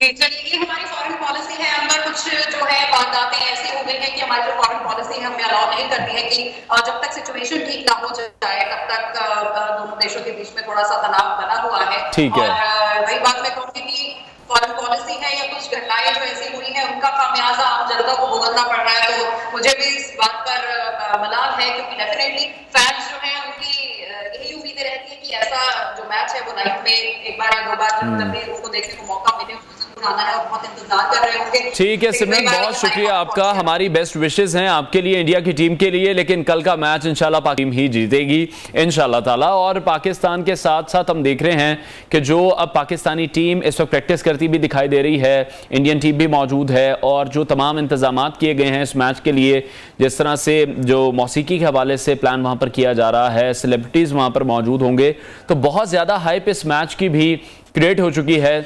इंतजार सभी की तरफ से किया जा रहा है। जिस तरह से सिमरन ने भी इस बात को कंफर्म किया कि वहां पर जो होटल्स हैं वो सारे बुक हो चुके हैं, इसलिए लोग अब जो अस्पतालों के कमरे हैं वहां पर जाकर रह रहे हैं, उनको हासिल करने की कोशिश कर रहे हैं। और साथ ही साथ जो क्रेज़ है पाकिस्तान इंडिया मैच का वो दोनों ममालिक में तकरीबन एक जैसा है। जैसा कि पाकिस्तान में भी इंतजाम किया जाता है, बड़ी स्क्रीन्स लगाई जाती हैं, दोस्त यार इकट्ठे होते हैं, मिल बैठ कर मैच देखते हैं, मैच पर तजियों का सिलसिला जारी रहता है, एग्रेशन भी देखने में आता है फैंस का। तो अक्रॉस द बॉर्डर भी कुछ इसी तरह की सूरत हाल है, इसी तरह के मनाजिर होते हैं। तो पाकिस्तानी टीम को सपोर्ट करने की जरूरत है, और पाकिस्तानी टीम से उम्मीदें भी बहुत ज्यादा हैं कि पहला ही ये मौका होगा कि अगर पाकिस्तानी टीम इंडिया में और स्पेशली फिर वर्ल्ड कप में इंडिया को हराती है तो पाकिस्तान के लिए बड़ा अच्छा साइन होगा। वर्ल्ड कप के जो आगे आने वाले मुकाबले हैं फिर पाकिस्तान को उसमें भी एक नफसियाती बर्तरी जरूर मिलेगी। जिस तरह से हमने देखा कि श्रीलंका के खिलाफ मैच में टीम ने जिस तरह से कम बैक किया है, जिस तरह से रिजवान परफॉर्म करते दिखाई दिए हैं, अब्दुल्ला शफीक ने जिस तरह से परफॉर्म किया है, तो पूरी जो पाकिस्तानी टीम है एक यूनिट की तरह काम करती दिखाई दी है। तो पाकिस्तानी टीम को फिर जीत से कोई भी नहीं रोक सकता, क्योंकि सबसे बड़ा रन चेज जो था वो पाकिस्तानी टीम ने करके दिखाया पिछले मैच में, जिसके बाद जो तमाम तजियाकार थे उनकी राय भी तब्दील हो गई थी पाकिस्तान के बारे में। इस हवाले से हम मजीद भी बात करेंगे। Senior sports analyst Naseem Rajput साहब ने हमें ज्वाइन किया है। नसीम साहब, बहुत शुक्रिया आपके वक्त के लिए। पहले तो एक शॉर्ट कमेंट आपसे लेना चाहूँगा। पाकिस्तान और इंडिया के हवाले से तो बात करेंगे, लेकिन ये पहले बताइएगा कि आपने भी इंडिया जाना था, वहाँ से आपने हमें रिपोर्ट करना था, हमने आपसे बड़ी खबरें वहाँ से लेनी थी, तो क्या प्लान कैंसिल हो गया, वीज़ा नहीं मिला, अप्लाई नहीं किया, असल स्टोरी क्या है? देखिए, मैंने अप्लाई नहीं किया। मैं पहले 4-5 मरतबा मैं जा चुका हूँ इंडिया के टूर पे, लेकिन मैंने अप्लाई नहीं किया था। मैं खुद जाना नहीं चाहता था। इसकी एक मेन वजह ये भी है, मेरी अपनी यहाँ पे कमिटमेंट्स है, कुछ चैनल से कॉन्ट्रैक्ट्स है, तो उसकी वजह से मैं जा नहीं सकता था। लेकिन बहुत सारे लोगों के बारे में सुना कि जो डिजर्विंग थे और जो माजी में भी कवर कर चुके हैं और उनको मौका नहीं मिला, ये थोड़ा सा अनफॉर्चुनेट था। बहुत सारे ऐसे जेन्युइन सहाफी जो स्पोर्ट्स का काम करते हैं, उनकी जगह ऐसे कुछ पसंदीदा लोगों को रवाना करवा दिया गया, दोस्ती यारियां निभाई गई। हालांकि एक वर्ल्ड कप है, यहाँ पर भी अगर पाकिस्तान क्रिकेट बोर्ड का अभी आलिया रशीद साहिबा आई हैं, उनसे बहुत सारी एक्सपेक्टेशन है। अब बहुत अच्छी खातून है और उम्मीद करता हूँ कि बेहतर अंदाज से काम करेंगी। लेकिन उनसे पहले 15 दिन के लिए जो साहब आए थे, उन्होंने 15 दिन के अंदर ये तमाशा कर दिया कि अपने मनपसंद लोगों को जो है वो लिस्ट में शामिल कर दिया, जो काबिल अफसोस बात है। ठीक है नसीम साहब, एक शॉर्ट कमेंट सबसे पहले कल जो मैच हुआ उस पर आपका जानना चाहूंगा। जिस तरह से ऑस्ट्रेलिया और जनूबी अफ्रीका के दरमियान मैच हुआ, जनूबी अफ्रीका ने जिस तरह से आउटक्लास किया है ऑस्ट्रेलिया को, एक बड़ा अपसेट हुआ है वर्ल्ड कप में। अपसेट तो नहीं कह सकते यार, south Africa is equally good team. हाँ, बड़े वन साइडेड मुकाबले के बाद ऑस्ट्रेलिया हार गया, ये एक बात आप कह सकते हैं। ऑस्ट्रेलिया और आप ये तो बिल्कुल ऐसे ही है, पाकिस्तान इंडिया का मैच हो और अगर पाकिस्तान अल्लाह ना करे कि अगर हार जाए तो उसको अपसेट नहीं कह सकते। लेकिन जिस तरह से 9वें नंबर पर पहुंच गए पॉइंट्स टेबल पर, अगर बाकी मैचेस फिर नहीं जीते तो ऑस्ट्रेलिया जैसी टीम अगर इस इवेंट से बाहर हो जाती है, जो कि 5 बार आलमी चैंपियन बन चुकी है, आपको लगता है कम बैक कर लेंगे? अरे पिछला वर्ल्ड कप आपको याद होगा, इन्हीं दोनों टीमों से हारी थी ऑस्ट्रेलिया की टीम। इंडिया से भी राउंड मैच हारी थी, साउथ अफ्रीका से भी राउंड मैच हारी थी और उसके बाद सेमीफाइनल में पहुंच गई थी। ऑस्ट्रेलिया को आप किसी तरीके से भी सिर्फ 2 मैचों के बाद किसी ब्रैकेट में ना लेकर जाएं। ऑस्ट्रेलिया एक डिफरेंट ब्रैकेट की टीम है जो स्ट्रॉन्ग कमबैक करने की सलाहियत रखती है। 2 मैचों से हम कंपेयरिंग देखिए, उनके दोनों मैच तगड़े थे। इंडिया अपनी कंडीशन में बहुत स्ट्रॉन्ग टीम है। देन साउथ अफ्रीका की टीम में पहले मैच में वर्ल्ड रिकॉर्ड कायम कर रही है, दूसरे मैच में ऑस्ट्रेलिया को हरा रही है, तो वो अच्छी पोजीशन में थे। तो साउथ अफ्रीका ज्यादा अच्छी फॉर्म में लग रहा है। कल कुछ गलतियां की, देखें ना, ऑस्ट्रेलियन टीम वो नहीं लग रही जो 5 कैच ड्रॉप करे। ये ऑस्ट्रेलिया का खासा नहीं है जो 5 कैच छोड़ दे। उनकी जो फील्डिंग का स्टैंडर्ड है वहां पे थोड़ा सा वो लैग कर गए। कल के मैच में क्विंटन डीकॉक आउटस्टैंडिंग बैटिंग कर रहे हैं, जिन्होंने सेकंड सेंचुरी स्कोर की। वो एक इस मैच का सबसे बड़ा फर्क साबित हुए। आप बॉलिंग रफ्ता की देखें या उनके स्पिनर्स की देखें, जिस तरीके से बॉल किए। महाराज ने 30 रन देके 2 आउट कर दिए। एनगिडी का इकोनॉमी रेट 2.8 था, तो बहुत ही आउटस्टैंडिंग परफॉर्मेंस देके उन्होंने आउट क्लास किया। ठीक है, ठीक है नसीम साहब, सबसे बड़े मुकाबले की बात कर लेते हैं, पाकिस्तान वर्सेस इंडिया। कल मैच होने जा रहा है अहमदाबाद में। कल आप क्या देख रहे हैं? पाकिस्तानी टीम जो प्लेइंग 11 थी श्रीलंका के खिलाफ, वही टीम मैदान में उतारेंगे या फिर जिस चेंज की बात की जा रही है इमाम की जगह दोबारा फखर को लाने की, क्या वो हम देखेंगे? आपको क्या लगता है क्या होना चाहिए? मुझे तो लगता है फखर को ट्राई करना चाहिए। मैं भी आपके साथ हूं इसमें। वजह क्या है? वजह यह है कि फखर इज इम्पैक्ट प्लेयर, और इस वक्त इंडिया की टॉप ऑर्डर बैटिंग आप देखेंगे तो बड़ी इम्पैक्ट बैटिंग कर रहे हैं वो लोग, और बहुत ही डिफरेंट अंदाज, डिफरेंट माइंडसेट के साथ मैदान में आ रहे हैं। देखिए, इमाम से भी परफॉर्म नहीं हुआ 4-5 मैचेस में, तो उस लिहाज से हम फखर पे ज्यादा उम्मीद लगा सकते हैं ऐसी जगह पे कि जहां पे हमें लग रहा है कि 350 के मैचेस मोस्ट प्रोबेबली सामने दिखाई दे रहे हैं। उसमें बड़ी होप हमें फखर से ही होती है, वो कि वो हमारी होप पे पिछले कोई 10-11 मैचों में पूरे नहीं उतरे। इस बैटिंग लाइनअप में, इस कंडीशन में, खास तौर पे कि जहां पे हाई स्कोरिंग मैचेस हो रहे हैं, मैं भी आपकी तरह इस बात पे मुत्तफिक हूं कि फखर को होना चाहिए। देखिए, इंडिया पाकिस्तान के कल के मैच में अगर इसके बावजूद कि Pakistan cricket team record chase करके आ रही है, 344 रन बना के आ रही है, लेकिन मैं फिर भी अगर देखूंगा तो कहीं ना कहीं स्लाइटली एज मुझे लगता है तो इंडियन टीम का लगता है। इसकी 2 वजूहत हैं। जब मैं प्लेयर टू प्लेयर कंपेयर करने के लिए जाता हूं तो उसमें मुझे इंडिया की बरतरी लग रही है, खासकर उनका टॉप ऑर्डर जिस तरीके की बैटिंग कर रहा है। मैं शाहीन को बुमराह से कंपेयर करता हूं तो मुझे इस वक्त बुमराह ज्यादा बेहतर गेम करते हुए लग रहे हैं। मैं अगर कुलदीप को करता हूं शादाब से तो कुलदीप की बॉलिंग ज्यादा बेहतर है। मैं नवाज को कंपेयर करता हूं जडेजा से तो जडेजा ज्यादा परफॉर्म कर रहे हैं। तो उस लिहाज से अगर आप देखें तो फिर इंडिया अपनी सर्कमस्टेंसेस में होगा, अपनी कंडीशन में होगा। तो जिस तरह से आपने नवाज का भी जिक्र किया, तो नवाज की रिप्लेसमेंट आपको लगता है कि इस वक्त पर अगर उसामा मीर से की जाए वो दुरुस्त फैसला होगा, या फिर कोई चेंजेस इस तरह के नहीं करने चाहिए? अब जिस पैटर्न से खेल रहे हैं, जिस माइंडसेट से जा रहे हैं, उसी से जाएं? मेरा नहीं ख्याल कि आपको अपने बॉलिंग डिपार्टमेंट को इस वक्त बदलने की जरूरत है। ये आपका तीसरा मैच है, आप पिछले 2 मैच जीत के आ रहे हैं। थोड़ा सा मोमेंटम आपके भी साथ है जो आपने बिफोर वर्ल्ड कप थोड़ा सा गंवा दिया था। तो आप इसी बॉलिंग के साथ जाएं। इस मैच में आप उसामा मीर को एकदम से इंडिया के मैच में ना उतारें। हाँ, अगर ये बॉलिंग आपकी इंडिया के मैच में परफॉर्म नहीं करती है तो फिर आप आगे की जानिब देखें। हाँ, बैटिंग में मैं आपके साथ मुत्तफिक हूँ कि फखर इज बेटर चॉइस देन इमाम इन सच सर्कमस्टेंसेस वेयर 350 यूजुअल स्कोर। ठीक है नसीम साहब, अभी बाबर की अगर मैं बात करूं, हमने देखा कि एशिया कप से लेकर अभी तक जो उनकी परफॉर्मेंस है वो भी कोई काबिल जिक्र परफॉर्म नहीं कर पा रहे हैं, और अब तो एक्सपेक्टेशंस यही हैं कि जब इंडिया के खिलाफ मैच हो, बड़ा कंपैरिजन है एक विराट का और बाबर का, करते हैं लोग, शायद नहीं करना चाहिए, it's too early for Babar I guess. Babar एक लंबे रेस के खिलाड़ी हमें नजर आ रहे हैं। आप क्या समझते हैं, कल बाबर दोबारा से स्ट्राइक बैक करेंगे, कल सेंचुरी कर सकते हैं?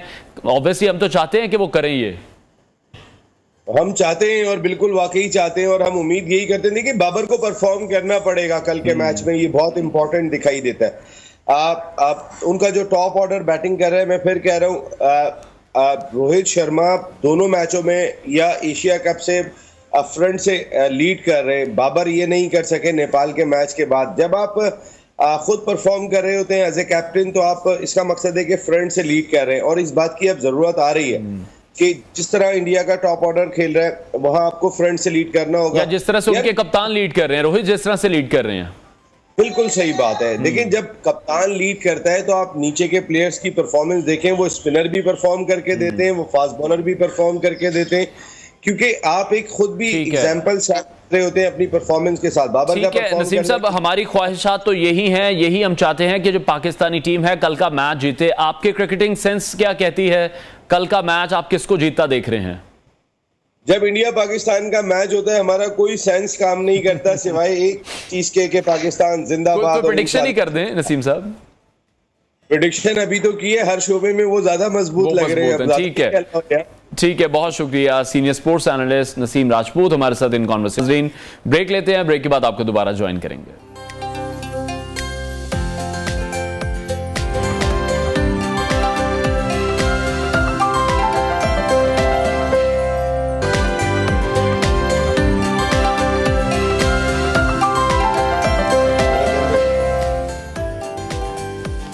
Welcome back. एक बार फिर से बात करेंगे पाकिस्तान और भारत के दरमियान होने वाले वर्ल्ड कप मैच के हवाले से, जो कि कल होने जा रहा है। कल बहुत बड़ा मैच है जिसने लोगों के दिलों की धड़कन भी तेज करनी है, सांसों को भी रोकना है। कल के मैच के हवाले से सितारे क्या कहते हैं, कौन सी टीम का पलड़ा भारी रहेगा, कौन सी टीम कल ज्यादा अच्छा परफॉर्म नहीं कर सकेगी, इन तमाम बातों के हवाले से हम बात करने जा रहे हैं। एस्ट्रोलॉजर एम एस शहजाद साहब ने हमें स्टूडियोज में ज्वाइन किया। शहजाद साहब, बहुत शुक्रिया आपके वक्त के लिए। Welcome to new Pakistan. सबसे पहले यही जानना चाहूंगा, टॉस से अगर हम आगाज कर लें, कौन सी टीम टॉस जीती है, किसके लिए टॉस जीतना, पहले बैटिंग करना पहले बॉलिंग करना, किसके लिए फायदेमंद रहेगा? जी बिस्मिल्लाह जी, अस्सलाम वालेकुम जी। वालेकुम अस्सलाम। अच्छा, इस तरह है कि सबसे पहले मैं कल का जो ऑस्ट्रेलिया और साउथ अफ्रीका का जो मैच हुआ है उस पे स्टार्ट लेता हूँ। ठीक है। जो जाहिर है सूरज निकलता है हिंदुस्तान में, जो कल निकला था 6:35 पे। ठीक है। और जब टॉस हुआ है जाहिर है उनके टाइम के मुताबिक 1:30 होता है। अच्छा, वो जो 7 थी वो 7 थी मुश्तरी की, जुपिटर की। अच्छा, और उस टॉस को विन किया ऑस्ट्रेलिया ने और उनको दावत दी बैटिंग के हवाले से। अच्छा, साथ ही एक बात और इसमें मैं ऐड करता हूं कि मुश्तरी दोस्त है मरीख का, ऑस्ट्रेलिया जो है वो मरीख में है। ठीक है। उसने मुश्तरी ने फायदा दे दिया मार्स को। अब मैच शुरू हो गया। एक पेशेंट को ही मैंने 10-12 दिन पहले की थी कि ये जो सोलर एंड ल्यूनर एक्लिप्स है, इससे दुनिया में जंगें भी होंगी, अर्थक्विक्स होंगी, ये सारी चीजें। और जिसके बाद आपने देखा हमास वाला मामला आया, अफगानिस्तान में हुआ, नेपाल में भी कुछ हुए अर्थक्विक। उसके बाद मैंने कहा स्टॉर्म्स। 14 अक्टूबर को 8 बजे से कुछ मिनट पे वो सूरज ग्रहण है, 10 से 11 उसका पीक टाइम है और रात को 1 बजे के बाद वो ढलता है। अच्छा, ये निकलता कहाँ है? ये सोलर जो है एक्लिप्स जो है, ये इसका नाम है ग्रेट अमेरिकन एक्लिप्स। ये कॉन्टिनेंट अमेरिका में। ठीक है। जहां ये निकलता है दिखाई देता है उसको 75 to 100% लॉसेस हो जाते हैं। जहां दिखाई नहीं देता वहां पे 20 से 25% लॉसेस हैं। हमारे खित्ते में जो हमारे जैसे सार्क कंट्रीज हैं, जैसे वो मालदीव, भूटान, इंडिया, बांग्लादेश, श्रीलंका वगैरह, उसके अलावा जो है अफगानिस्तान, ईरान, इस जगह पे दिखाई नहीं देता। लेकिन इसको खास इन तमाम चीजों के तनाजुर में कल पाकिस्तानी टीम जीतती नजर आ रही है। बता रहा हूं। अच्छा, इसको खास किसी किस्म की ऐनक से देखा जा सकता है। अब अहम बात, 7 अरब अवाम है, किनको नुकसान दे सकता है? कौन से कंट्रीज हैं? अलीफ आइन लाम ये वाले कंट्रीज हैं जिसको एरीज मेष राशि कहा जाता है। नंबर 2 संग राशि लियो बुर्ज असद। नंबर 3 वर्गो जिसे कन्या राशि कहा जाता है, पे और गाइन। नंबर 4 जिसे तुला राशि जिसे RNT कहा जाता है। सबसे ज्यादा इफेक्ट होंगे मेष राशि वाले, अलीफ आइन लाम ये अफगानिस्तान, ठीक है, इंडिया, ऑस्ट्रेलिया, इजराइल, तो अमेरिका, इंग्लैंड। लेकिन इसमें इंडियन प्लेयर्स कौन से हैं? मैं बताता हूं। अब इसका कल जो ऑस्ट्रेलिया जो नुकसान उसको हुआ है वो सोलर एक्लिप्स की वजह से, क्योंकि इसका असर शुरू हो चुका है। कल इंडिया बज़ाहिर पूरी दुनिया के जो समझदार लोग वो समझ रहे हैं, और टीम को भी अगर हम पढ़ें, इस पे भी हम आएंगे, वो ये शो होती है कि टीम हिंदुस्तान की बहुत ज्यादा भारी है, की कमी है। हमें स्पेसिफिकली बात करनी है इंडिया पाकिस्तान की। टीम जो है इस वक्त हिंदुस्तान की बहुत ज्यादा हर हवाले से नजर आती है कि वो बड़ी पावर में, बड़ी स्ट्रांग, फील्डिंग में, बैटिंग एंड बॉलिंग में। ठीक है, नुकसान क्या होगा कल हिंदुस्तान को सोलर की वजह से ठीक है नुकसान हो सकता है। टॉस जो होना है वो 1:30 बजे है, ठीक है। वो टाइम किसका है? शनि का, सिनेचर सैटर्न का है। विन कर सकता है बाबर। अब बाबर चाहे बैटिंग करे या बैटिंग ना करे, उसको सिर्फ एक सोलर एक्लिप्स का फायदा मिल सकता है। दूसरी तरफ ये जो है रोहित शर्मा, वो खुद नाम से वीनस में है, इधर बाबर भी वीनस में है। ये टॉस के हवाले से बराबर है, लेकिन सोलर की वजह से बाबर टॉस जीत सकता आप ये कह रहे हैं कि बाबर टॉस जीत सकता है। और फिर फेवर में क्या जाएगा, बैटिंग या बॉलिंग? और दूसरी, मैंने कहा चाहे वो जीते चाहे हारे, क्योंकि रात को 8 बजे के बाद सोलर है, गेम तब पलटनी है, वहां पलट जाएगी। ठीक है। अच्छा, दूसरी चीज, बाबर कल चलता है नहीं। बाबर जो है नेम से शुक्र में है, जिसे वीनस कहा जाता है, टॉरस बर्क राशि कहा जाता है। उधर से रोहित तुला राशि में, जो कि मैंने पहले कहा हुआ है कि तुला लिब्रा को भी लॉसेस है, तो वो कल जो है बाबर परफॉर्म कर सकते हैं। ठीक हो गया। अच्छा, ओपनिंग पेयर के हवाले से या कोहली के हवाले से चलें, पहले बात कर लेते हैं। कोहली की परफॉर्मेंस कैसी आपको नजर आ रही है? क्योंकि अगर वो परफॉर्म कर जाते हैं तो टीम पाकिस्तान बड़े प्रेशर में आ जाती है। असाबी मजबूत है, कोहली नंबर 1, एक बेनिफिट प्लेयर है, नो डाउट। बिल्कुल। दूसरी बात, तीसरी बात, इत्तेफाक से जाहिर है मैं अपने इल्म में बदयांती नहीं करता। कल विराट का भी दिन है, Virat Kohli, Virat is also Taurus, is a बर्क राशि वाला है, वो भी खेलेगा, परफॉर्मेंस करेगा। विराट का चलना पाकिस्तान टीम के लिए वैसे खतरनाक हो जाता है। अच्छा, शाहीन चलेंगे, हारिस चलेंगे कल, क्योंकि बड़े अरसे से परफॉर्म नहीं कर पाए। बहुत बड़ा सवाल है आपका। पहले हिंदुस्तान की तरफ जाते। ठीक है। हिंदुस्तान एक मैच हार गया था, किससे हारा था? पिछला मैच अभी तो वो जीते आ रहे हैं, ऑस्ट्रेलिया से जीते आ रहे हैं। अच्छा, उन्होंने 3 S निकाले थे, याद करें 3 S कौन से निकले थे? वो शरद कुमार यादव, देखिए, शामी और शामी था, सिराज था, 3 S निकाले थे। वो इसलिए कि वो मंगल राशि में थे, मंगल राशि में कुंभ राशि नहीं चलती, ऑपोजिट होता है।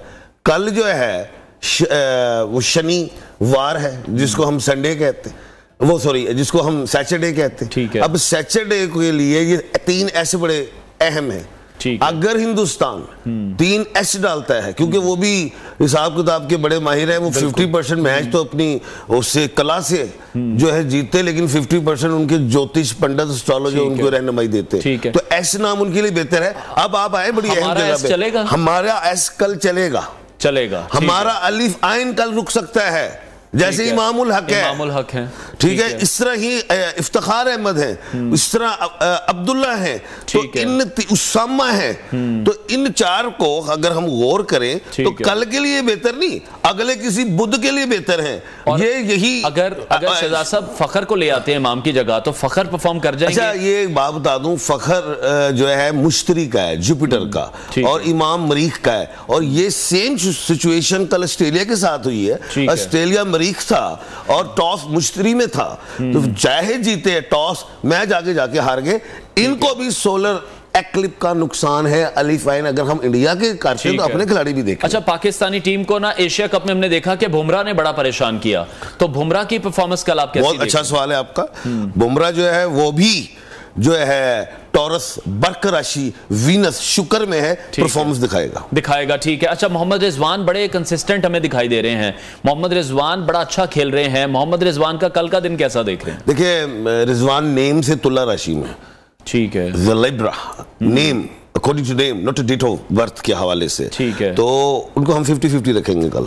अच्छा, ठीक है। लेकिन उनका कोई दिन कल का बुरा नहीं होगा, क्योंकि वो विकेट कीपर भी है, वो कैच भी ले लेते हैं, स्टैंप आउट भी कर लेते हैं, कहीं ना कहीं परफॉर्म कर जाएंगे। ठीक है। हसन अली ने पिछले मैच में हमने देखा 4 विकेटें ली, स्कोर तो वो खा रहे हैं पर साथ साथ विकेट भी निकाल लेते हैं। देखिए, कल के H जो हैं, हारिस है या हसन है, 2 H है कल, तो ये भी आप इनको 50-50 में रखे, आप मतलब इतना परफॉर्म वो कर जाएंगे। 50-50 में रखें। अच्छा, जिस तरह से या चलें अब 100 पे फिर हम किसको रखें? अगर ये 50-50 बाबर 100 पे हैं, कल के नाम सुन लें कौन अच्छा परफॉर्म कर सकते हैं। जी। अच्छा जी, बाबर है, शादाब है, अच्छा उसके बाद जो है रिजवान को मैंने 50 में रखा है, वसीम अगर जूनियर खेल रहे हैं तो, अच्छा सलमान अली आगा अगर खेल रहे हैं तो, अच्छा साउथ शहजाद अगर खेल रहे हैं तो, शाहीन शाह खेल रहे हैं, क्योंकि S कल और W and the B ये परफॉर्म कर सकते हैं। ठीक है। अच्छा, जो इंडियन हिटमैन है, इंडियन कैप्टन है, वो हमें बड़े फ्रंट फुट पर आकर लीड करते दिखाई दे रहे हैं।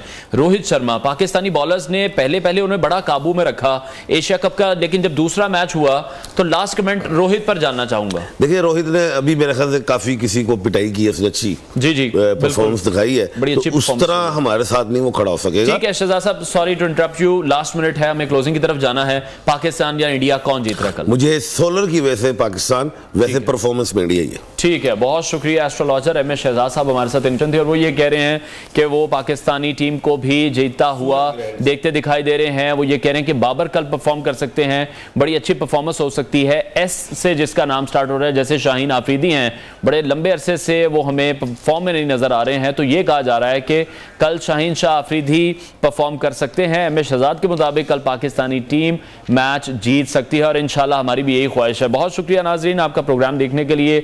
वक्त प्रोग्राम का खत्म हुआ है, इंशाल्लाह पीर को आपसे मुलाकात करेंगे पाकिस्तान की जीत के साथ। अपना बहुत सारा ख्याल रखिए। अल्लाह हाफिज।